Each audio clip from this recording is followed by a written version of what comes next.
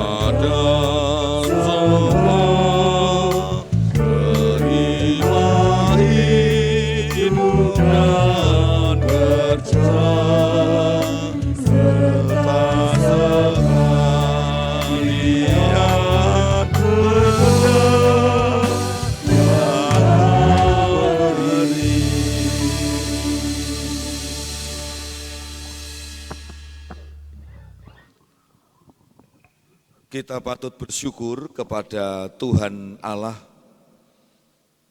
bahwa di tengah-tengah keprihatinan pandemi,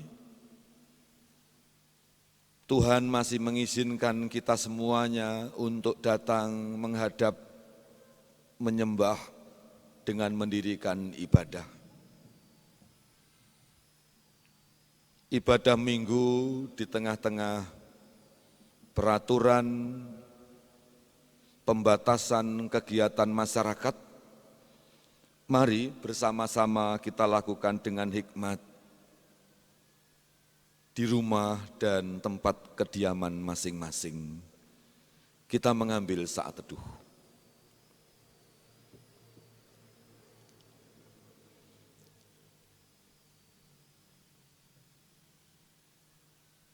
Inilah pengakuan kami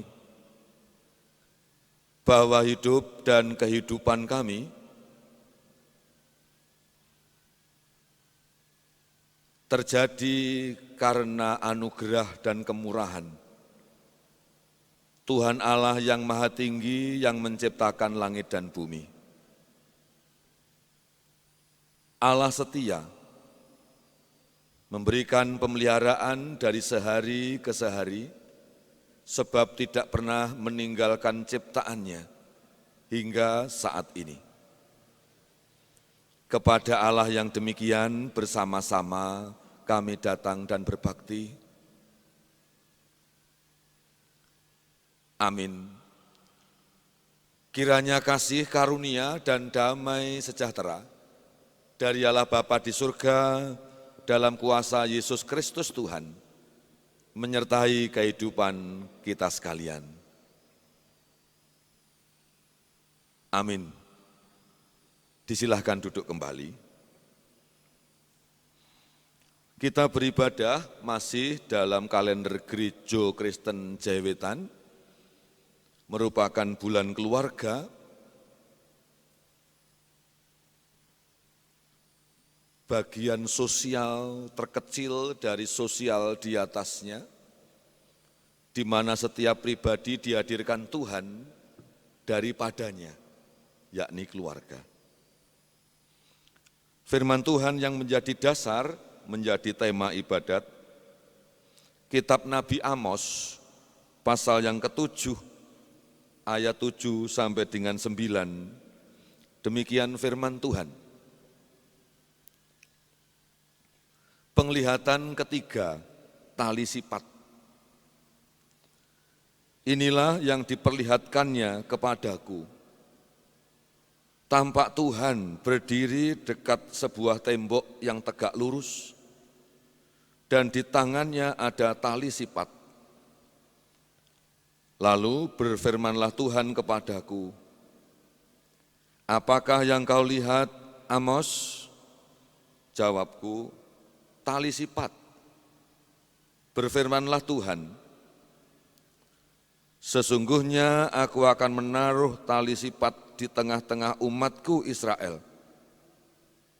Aku tidak akan memaafkannya lagi. Bukit-bukit pengorbanan daripada Eshak akan dilicin tandaskan, dan tempat-tempat kudus Israel akan diruntuhkan. Dan aku akan bangkit melawan keluarga Yerobeam dengan pedang. Amin. Mari kita berdoa.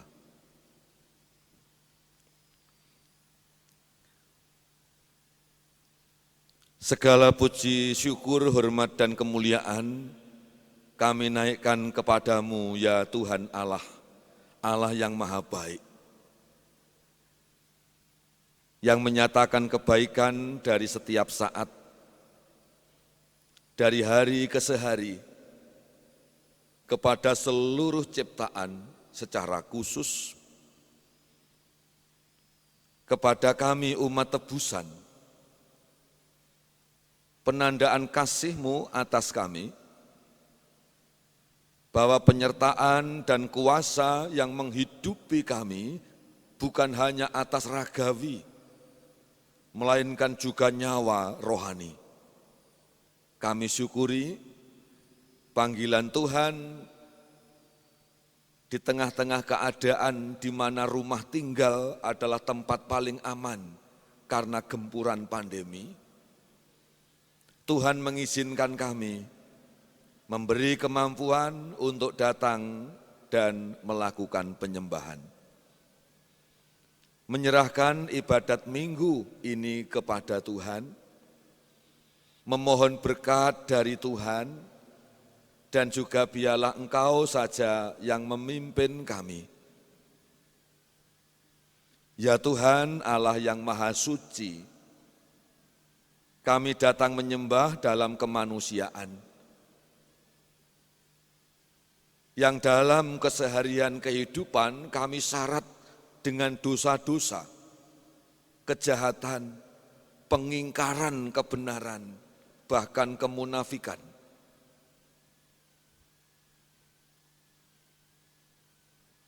Kami menyembah Tuhan dalam penyesalan, berangkat pengakuan dan penyadaran bahwa tidak ada satupun yang dapat kami sembunyikan di hadapan Tuhan. Ampunilah dosa-dosa kami, layakkanlah dan sucikanlah ibadah ini, sebagaimana Tuhan Allah mentahirkan hati, pikiran, dan hidup kami. Di dalam kuasa Allah Bapa, Putra, dan Roh Kudus. Amin. Mari kita kembali berdiri. Tuhan Maha melihat dan mendengar. Tuhan tahu dan mengerti betul, bukan hanya yang tampak, melainkan bahkan kedalaman batin.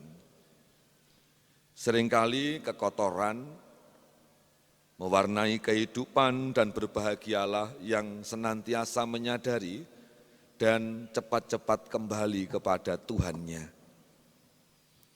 Tuhan Maha Pengampun, mengampuni dosa kita dan kembali mengarahkan hidup sebagaimana firman yang menjadi berita anugerah petunjuk hidup baru demikian. Kutipan surat Yakobus pasal 1 ayat 19 sampai dengan 21 demikian. Hai saudara-saudara yang kukasihi, ingatlah hal ini. Setiap orang hendaknya cepat untuk mendengar, tetapi lambat untuk berkata-kata, dan juga lambat untuk marah. Sebab amarah manusia tidak mengerjakan kebenaran di hadapan Allah. Sebab itu, buanglah segala sesuatu yang kotor dan kejahatan yang begitu banyak itu, dan terimalah dengan lemah lembut firman yang tertanam di dalam hatimu, yang berkuasa menyelamatkan jiwamu. Amin. Kita menjawab firman ini. Syair Kidung Ria 158 kita nyanyikan 2 kali.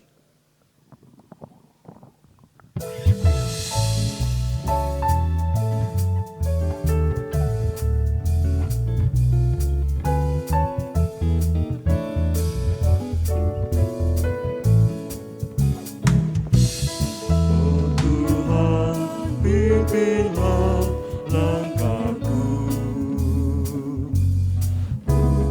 Dapat jalan sendiri, sertamu itulah doaku.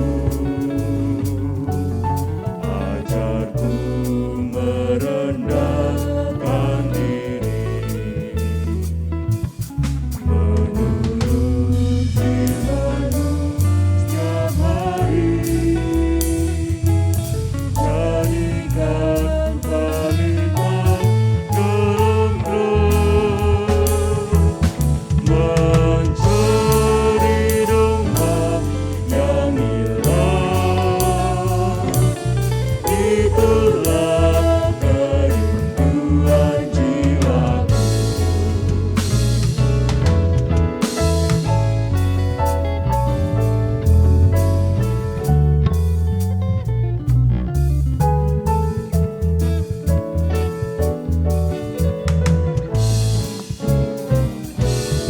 Oh Tuhan, pimpinlah langkahku. Ku tak dapat jalan sendiri. Sertamu itulah doaku. Ajarku merendahkan diri, menurut firman-Mu setiap hari. Jadikan pelita dalam roh, mencari domba yang hilang. Itulah kerinduan jiwaku. Itulah kerinduan jiwaku.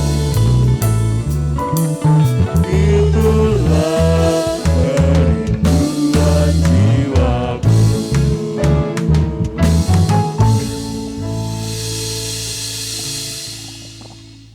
Disilahkan duduk kembali. Mari kita mengikuti pembacaan firman Tuhan dari Injil Markus pasal 6, dan sebelumnya kita akan dipimpin berdoa.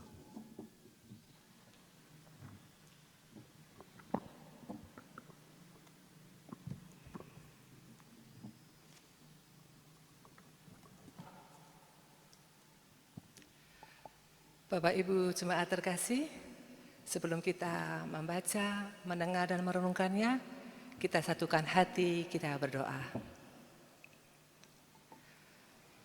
Bapa yang penuh kasih, mengucap syukur Engkau telah menyertai kehidupan kami. Terima kasih atas kesehatan kami dan kecukupan yang Kau berikan kepada kami. Terima kasih juga ibadah boleh berjalan dengan lancar hingga saat ini. Tiba waktunya kami akan membaca dan merenungkannya, juga mendengarkan dari Bapak Pendeta jemaat kami. Kiranya Engkau urapi kami semuanya, biarlah apa yang kami lakukan seturut dengan kehendak-Mu. Berfirmanlah Tuhan, kami siap mendengarkan. Haleluya, amin.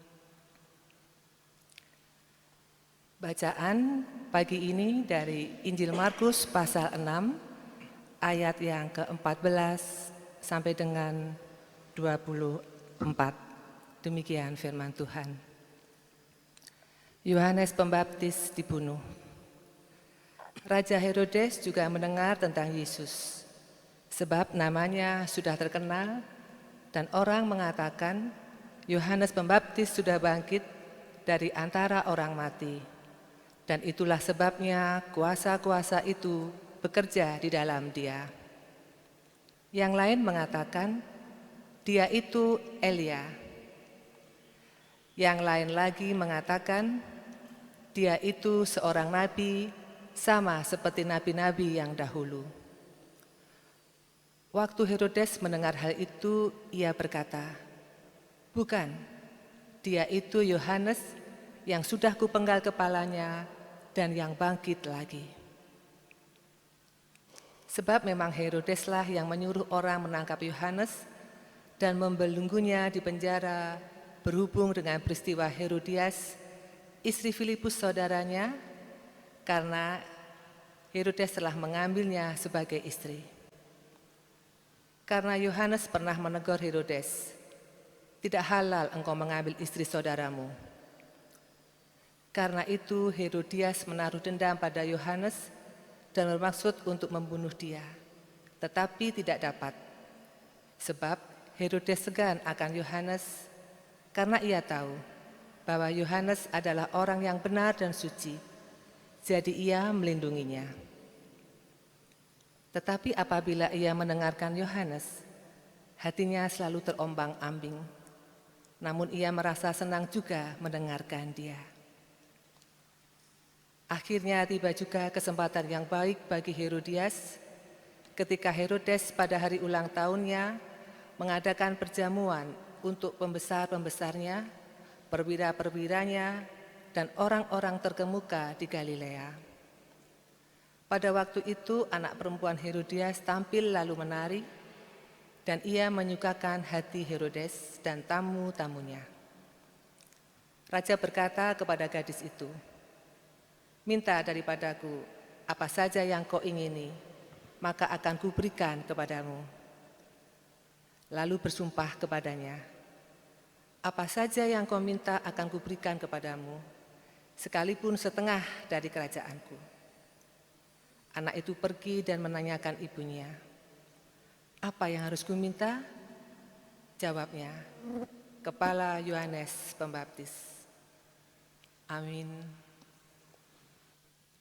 Bacaan akan diulang ayat dan 18. Sebab memang Herodeslah yang menyuruh orang menangkap Yohanes dan membelenggunya di penjara berhubung dengan peristiwa Herodias, istri Filipus saudaranya, karena Herodes telah mengambilnya sebagai istri. Karena Yohanes pernah menegur Herodes, "Tidak halal engkau mengambil istri saudaramu."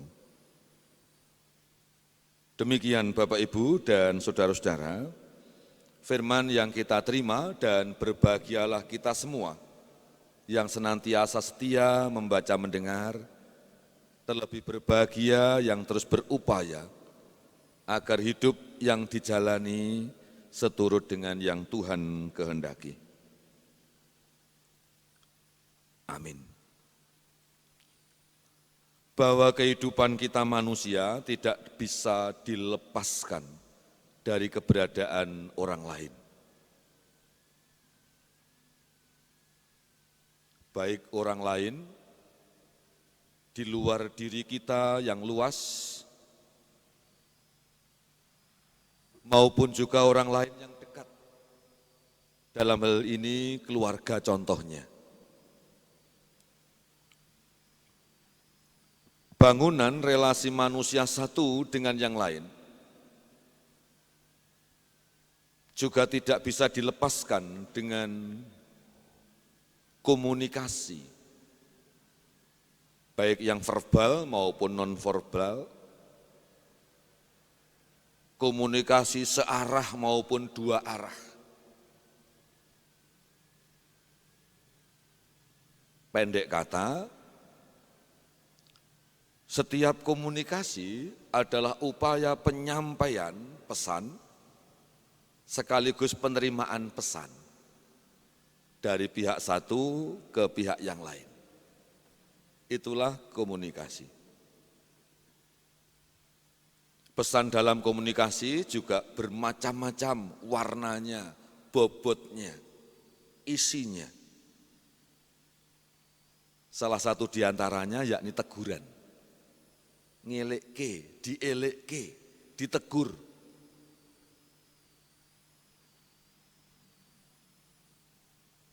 Teguran berbeda dengan sapaan. Teguran lebih pada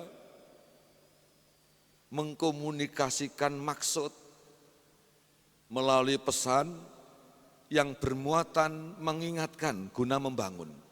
Itulah teguran. Ibu, Bapak, dan jemaat yang terkasih dan yang mengasihi Tuhan,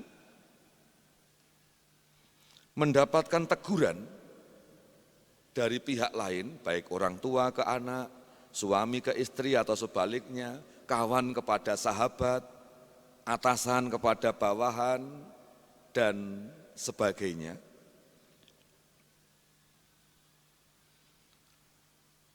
Juga dimungkinkan melukai hati, menyakiti.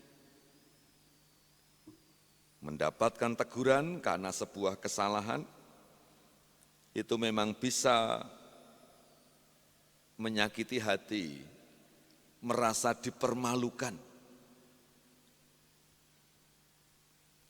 Sekalipun demikian, saudara-saudara, sejatinya teguran itu diperlukan seseorang. Bukan hanya untuk kontrol diri, melainkan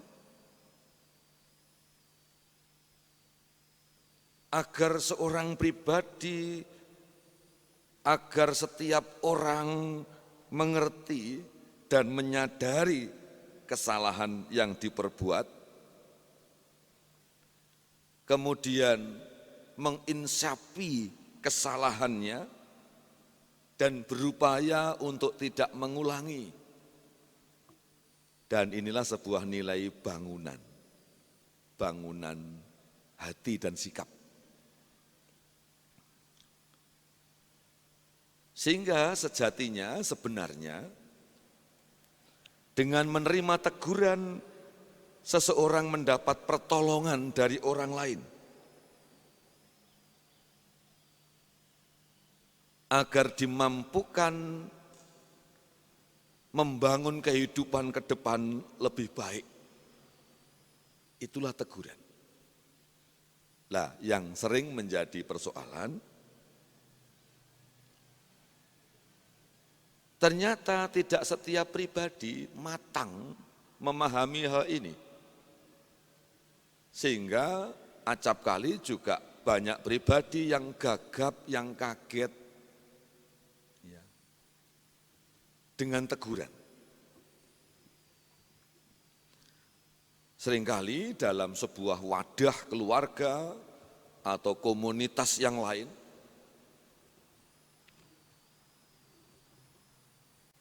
sebuah teguran tidak diterima untuk membangun pribadi dan juga komunitasnya, malahan lebih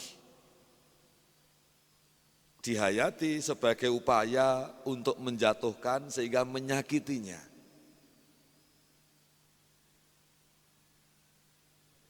Bapak, Ibu, dan saudara-saudara yang terkasih dan yang mengasihi Tuhan,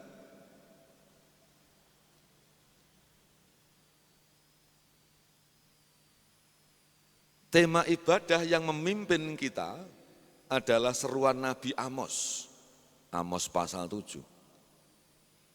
Nabi Tuhan yang memang terkenal lurus, keras, dan menegur apa adanya. Itulah pribadi Amos, ia seorang gembala. Kala itu ia menegur Yerobeam, seorang raja. Mengapa bangunan komunikasi yang berisi pesan dalam wujud teguran tidak berbuah baik? Sebab Herodias gagal mendengar dan gagal untuk mengolah informasi, dan akhirnya juga gagal untuk menumbuhkan kesadaran.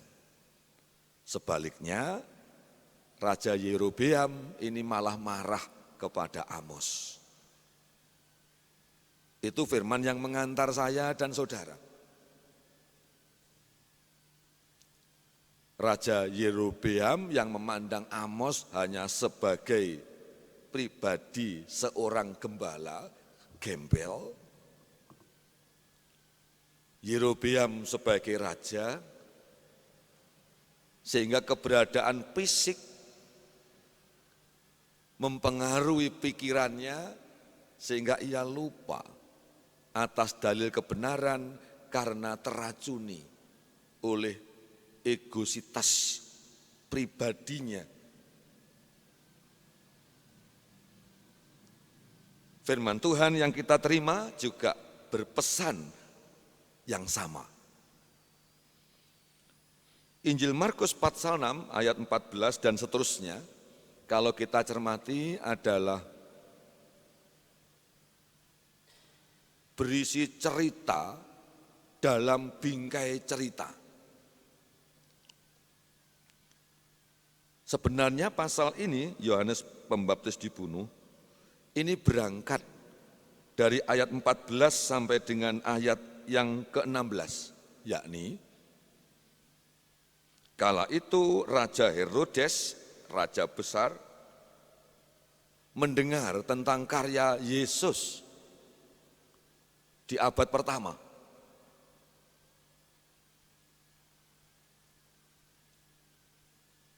Mendengar cerita Yesus berkarya di mana-mana, banyak yang mengikuti karena kualitas ajarannya dan juga kejujuran materi yang disampaikan dengan sikap menjadikan suara tentang kiprah Yesus sampai pada telinga Herodes. Dan banyak orang mendiskusikan tentang siapa Yesus. Ada yang ngarani Elia, ada yang ngarani Yohanes Pembaptis, dan dikala ada orang yang menduga Yesus adalah Yohanes Pembaptis, ia teringat pengalaman hidupnya. Itulah yang tidak diceritakan Markus pasal 6. Pasal 7. Lah, isi rekaman pikiran Herodes tentang Yohanes bagaimana diceritakan di ayat 17 dan seterusnya. Yakni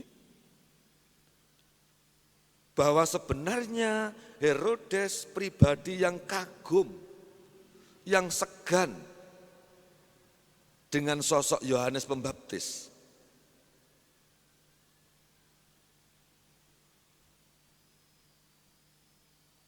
Karena peri kehidupannya, karena kearifannya, karena kesalehannya. kekaguman hati dan pikiran Herodes terhadap Yohanes Pembaptis ternyata terlukai. Karena apa? Karena Yohanes Pembaptis menegur Herodes. Mengapa Herodes ditegur, dieleke sama Yohanes? Karena Herodes memang melakukan kesalahan yang besar, yakni mengambil istri saudaranya bernama Filipus, istrinya bernama Herodias. Ya, Herodes yang berkuasa, Yohanes Pembaptis yang hanya kaum papa, yang lebih sering di padang.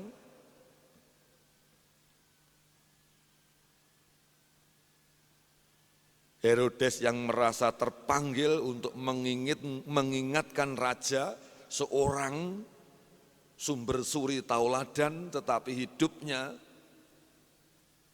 tidak benar. Tetapi karena Herodes merasa berkuasa, ia tersinggung karenanya. Kekotoran hati karena luka akhirnya mengaburkan nilai-nilai baik dan benar dari Yohanes yang sebenarnya Herodes kagumi.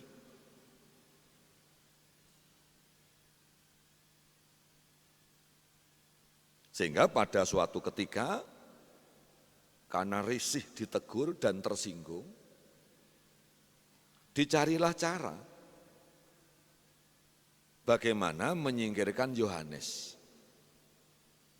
Dari sini kita juga bisa menarik pesan ternyata teguran sikap baik yang kita sampaikan belum tentu. Walaupun berdampak pasti baik, belum tentu mendapat respon yang baik. Ini potret sosial di mana-mana.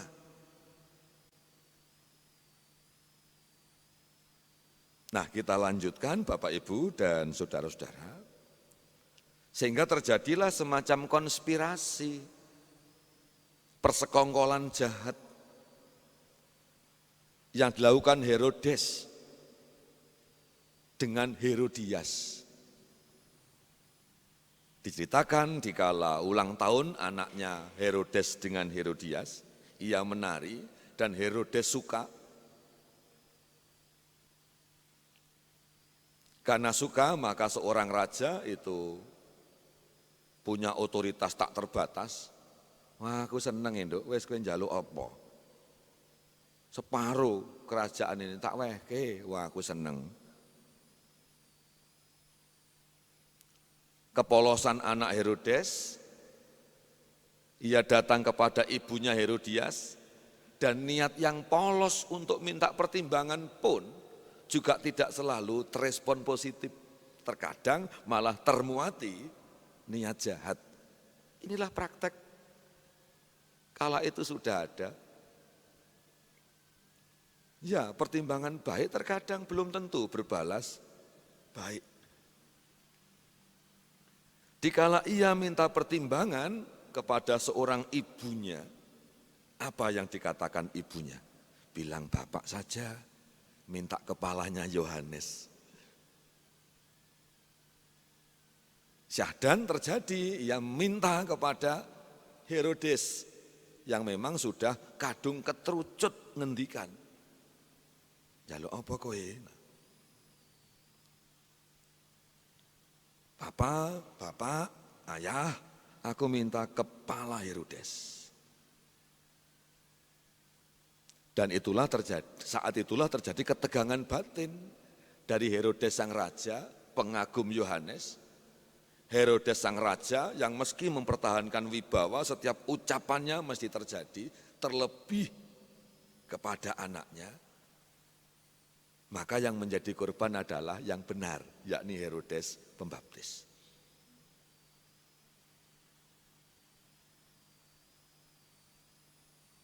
Berita anugerah firman yang kita terima tadi di awal surat Yakobus mengingatkan kepada semuanya bahwa setiap orang hendaknya cepat mendengar. Ya, makanya telinga itu jumlahnya 2, mulut hanya 1. Telinga jumlahnya 2, semuanya menghadap ke depan. Tidak ada telinga yang ke belakang, itu telinga wajan. Ya.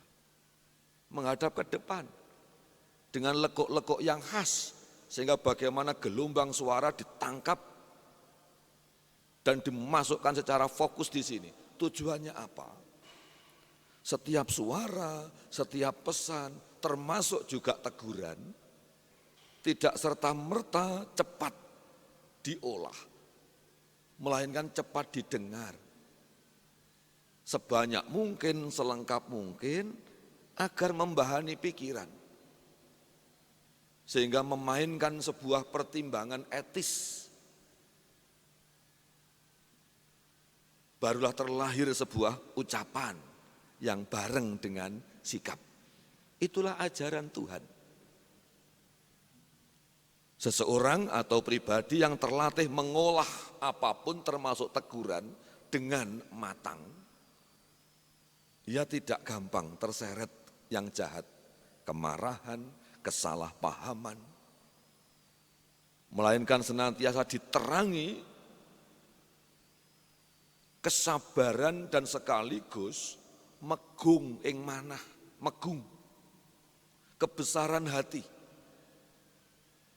untuk melihat diri sendiri dan sekaligus memunculkan sebuah koreksi yang jujur, mandiri. Kehidupan yang carut marut, baik di masyarakat luas, perpolitikan, sampai dengan keluarga kita kecil, seringkali gagal. Karena apa? Alergi kritik, alergi teguran, ketidakmampuan mendengar, bahkan kemudu-kudu hanya untuk bersuara. Dan carut-marut ini begitu rupa ditambah kemajuan ilmu pengetahuan teknologi, khususnya komunikasi, dunia maya, di mana belum semua pribadi dewasa, karena kita negara berkembang beda dengan negara maju.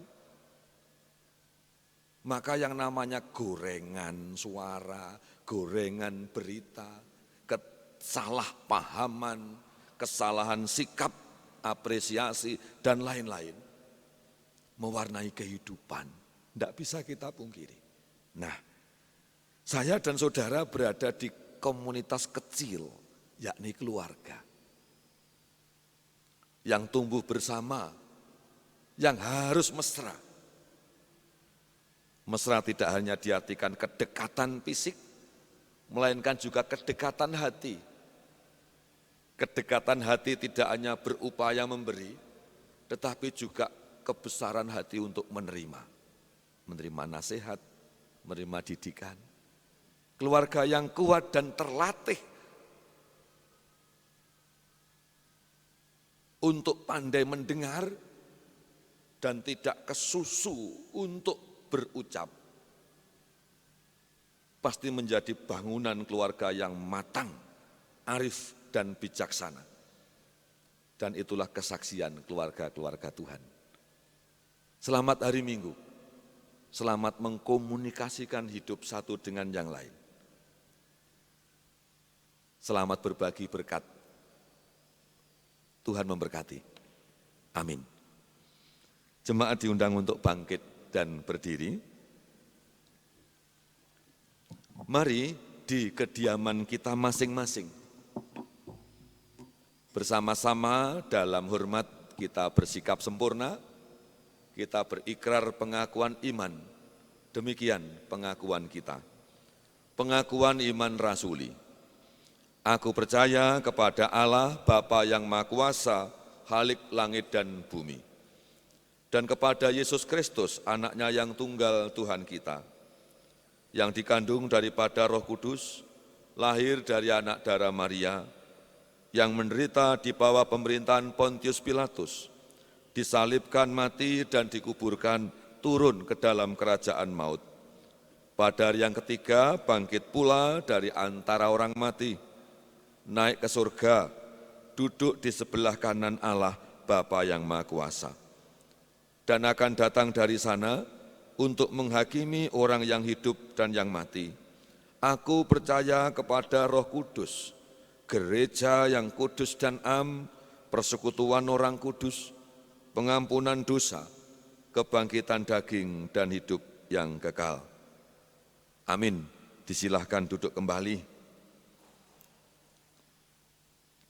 Kita sampaikan terima kasih kepada kawan-kawan pengurus KRW, Pepantan, ataupun petugas lain yang dengan setia mendistribusikan tuntunan ibadah sekaligus juga menghimpun persembahan dari warga jemaat. Kami berpesan, kali ini sejarang mungkin bertemu orang, dan kalaupun bertemu harus memakai masker dengan benar. Persembahan warga jemaat, persembahan kita adalah ekspresi syukur Tuhan yang memelihara kehidupan, dan untuk diketahui juga menjadi tanggung jawab iman. Beriman diselamatkan, itu kita diberi tugas untuk melanjutkan panggilan. Dan uang adalah salah satu sarananya. Kita barengi Kidung Jemaat 288. Kita nyanyikan bait 1, ketiga, dan yang keempat.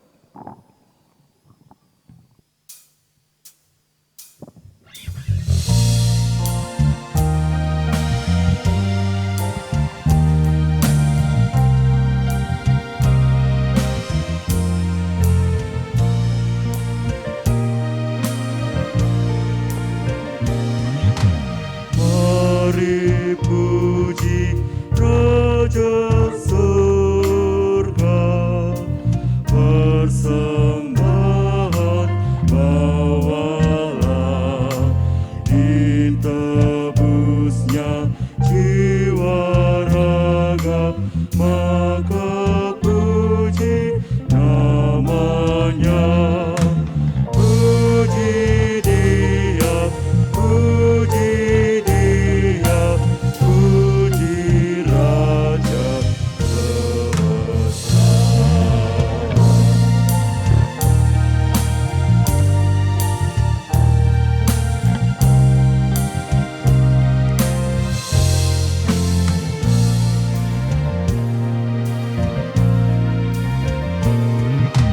Puji yang terhormatnya bagi umat dalam aib, dulu kini selamanya, panjang seberharapan.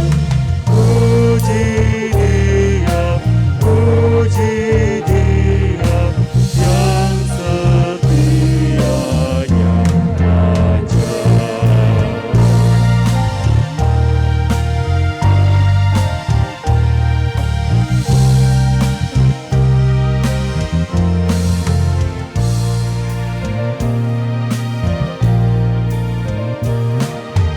Kita bagai bunga saja, layu habis musimnya, tapi keadaan Raja tak berubah, tak lemah. Puji Dia, puji Dia, yang kekal kuasanya.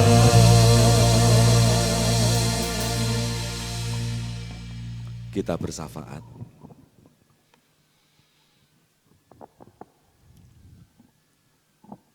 Terima kasih atas nasihat Tuhan yang kami terima kembali di minggu pagi yang cerah. Cerahkanlah hati pikiran kami sehingga mampu menangkap firman Tuhan terpaku dalam hati dan menjadi bagian yang mendukung tumbuh kembang rohani kami, yang mendukung tumbuh kembang kelakuan ke setiap hari kami. Mampukan kami bukan menjadi pendengar saja ataupun pembaca, melainkan mempraktekkan nilai kebenaran firman dalam hidup sehari-hari. Dan tidak perlu jauh-jauh. Biarlah kami awali di lingkup terdekat, yakni keluarga kami. Kami saling mengasihi, menghormati,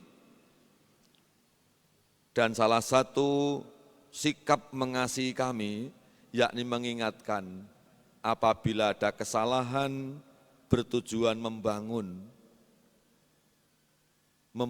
pribadi yang kami kasihi.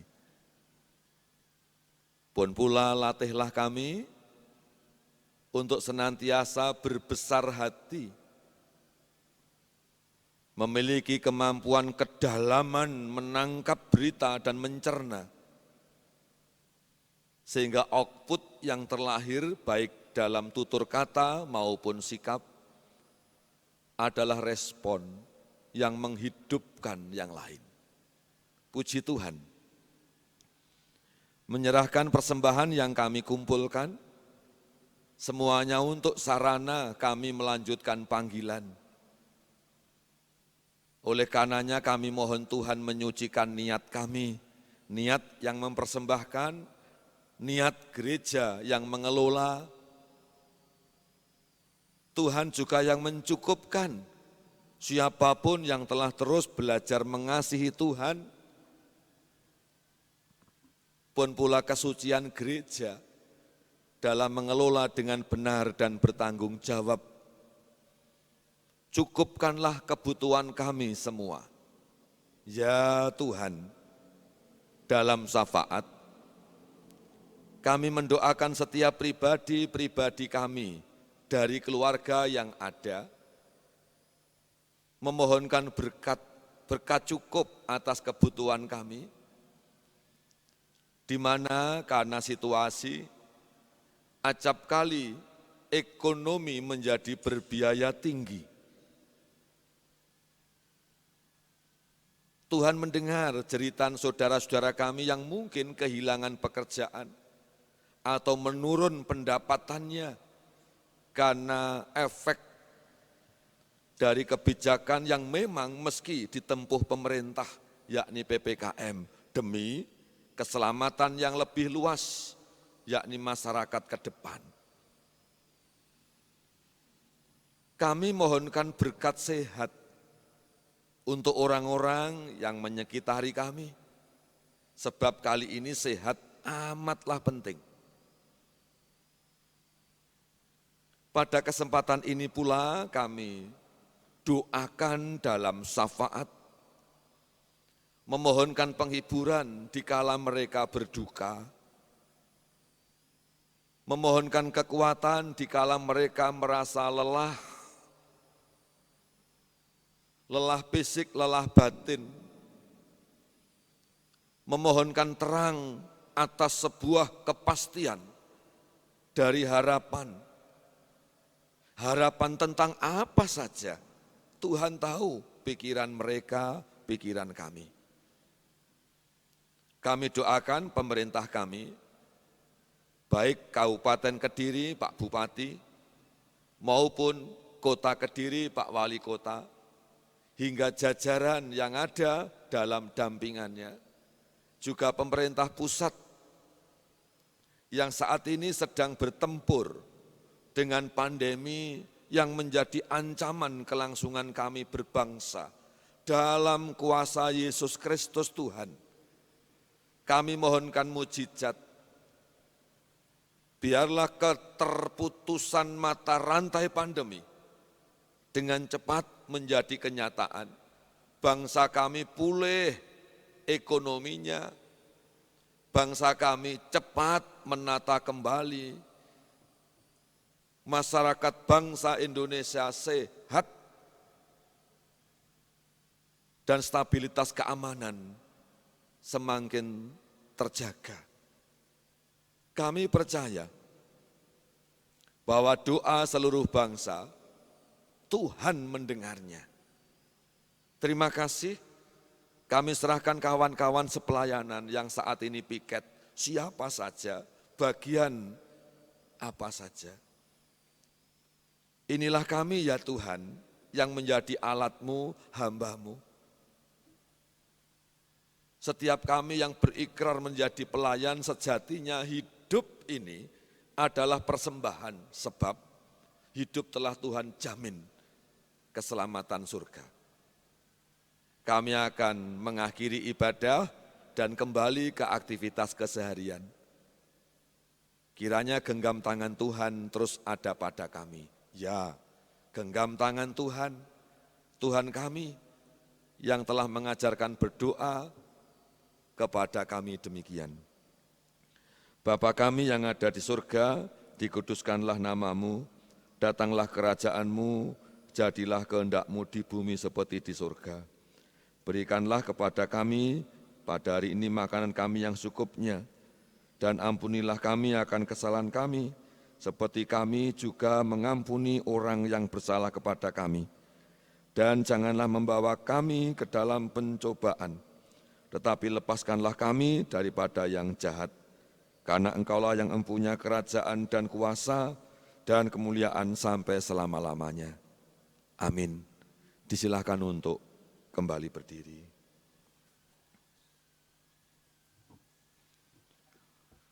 Ibu bapak dan saudara-saudara, kita hidup di tengah orang lain, masyarakat adalah sebuah keniscayaan.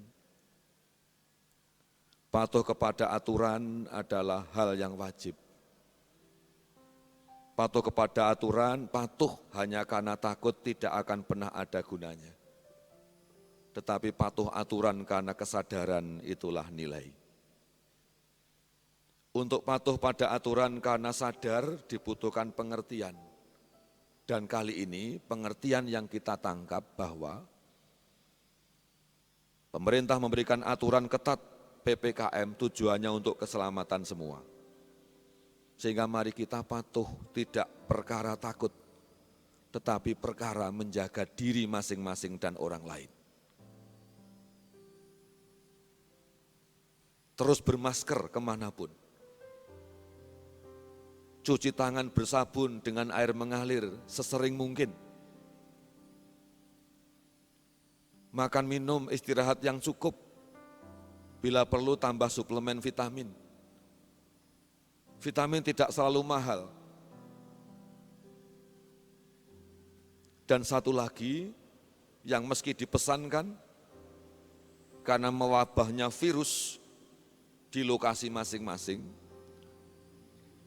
jangan keluar rumah apabila tidak benar-benar penting. Sebab sungguh kali ini hanya rumah dan pribadi-pribadi yang terbiasa bertemulah tempat yang paling aman. Kita tidak sendiri. Allah kita Allah yang peduli. Allah peduli.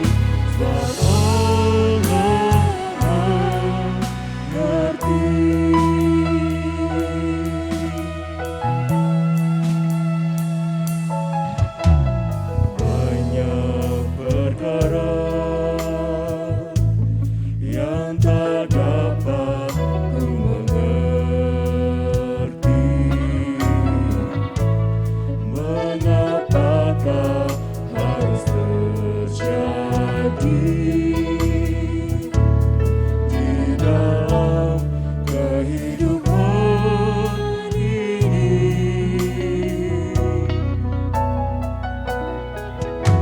Satu perkara yang ku simpan dalam hati,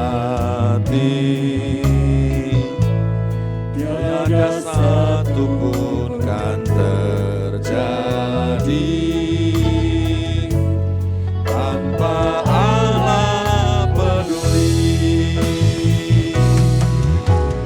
Allah mengerti, Allah peduli segala persoalan yang kita hadapi.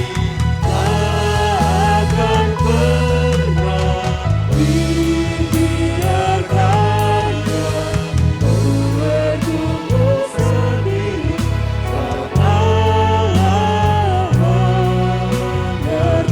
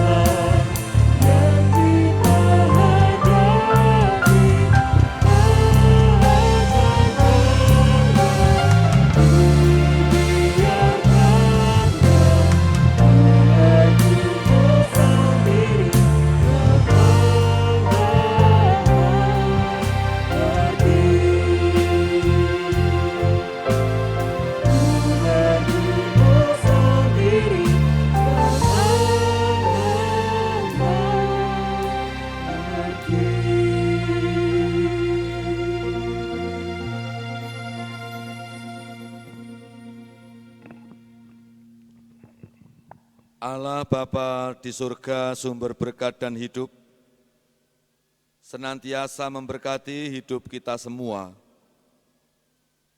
Kuasa Yesus Kristus Sang Kebangkitan terus membangkitkan semangat, memperjuangkan hidup dengan baik, benar, dan kuat, berpengharapan hingga tak berkesudahan. Allah Roh Kudus Sang Terang senantiasa menerangi dan membimbing, memberikan penyertaan dan mencukupkan segala kebutuhan yang baik, melengkapi damai sejahtera atas hidup kita semua umat yang adalah tebusannya. Amin. Juga satu yang mesti kita ingat bahwa Allah bekerja, Allah peduli, Allah memberikan penyertaan, juga akan sia-sia apabila kita yang disertai, dipeduleni, ya, kita yang pesimis dengan hidup. Saya akan ajak panjenengan kalau untuk tertawa kita tidak kelihatan, semuanya bermasker. Saya akan ajak seluruh anggota keluarga dan yang ada di sini untuk kepalkan tangan kanan. Kita meski sehat begitu. 1, 2, 3. Kita meski sehat. Ya, Tuhan memberkati. Sehat karena hati dalam ini gembira. Hati yang gembira.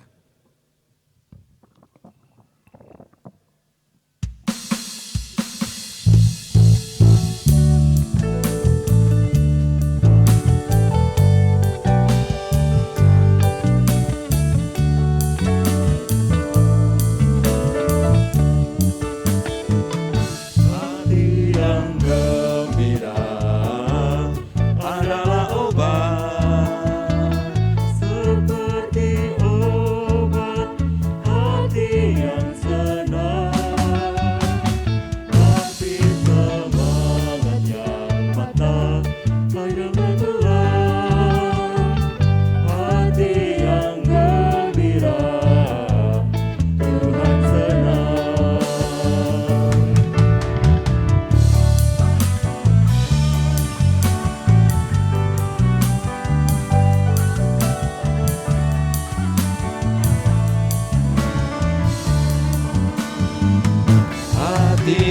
gembira adalah obat, seperti obat hati yang senang.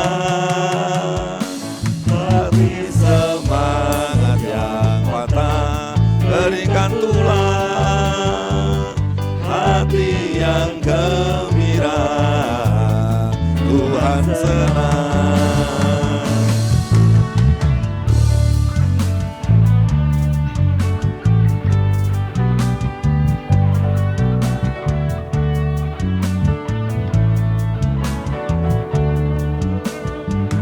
Hati yang gembira adalah obat, seperti obat hati yang senang. Tapi semangat yang patah berikan tulang, hati yang gembira Tuhan senang. Hati yang gembira Tuhan senang. Hati yang gembira Tuhan senang.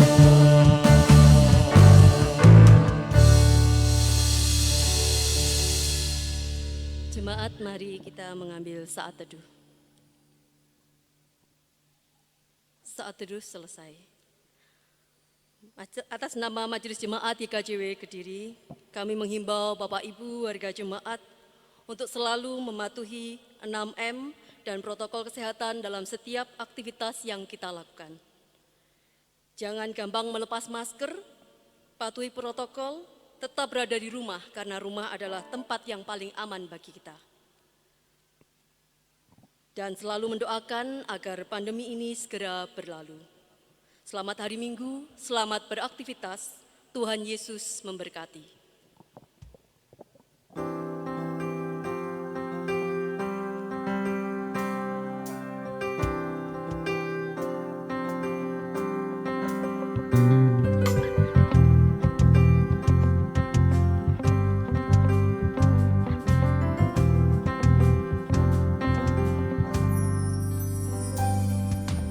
Yesus sayang padaku, Alkitab mengajarku, walau ku kecil lemah, aku ini miliknya. Yesus Tuhanku, sayang padaku. Itu firman-Nya di dalam Alkitab.